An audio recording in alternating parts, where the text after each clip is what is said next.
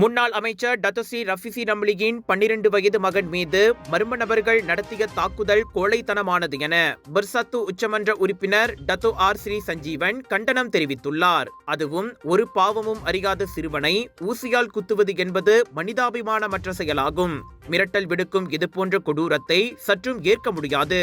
எனவே இச்சம்பவத்தை போலீசார் விரைந்து விரிவாக வெளிப்படையாக விசாரித்து உரிய நடவடிக்கை எடுக்க வேண்டும்.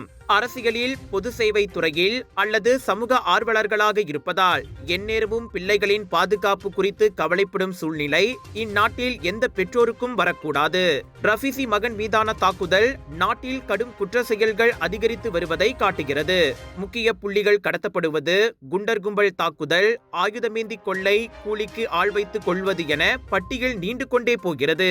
எனவே திட்டமிட்ட குற்ற செயல்கள் மீதான உளவு நடவடிக்கைகளை மேம்படுத்துதல், தடுப்பு நடவடிக்கைகளை அதிகரித்தல், பொது பாதுகாப்பு கொள்கைகளை மேலும் கடுமையாக்குதல் போன்ற நடவடிக்கைகளை அரசாங்கம் எடுக்க வேண்டும்.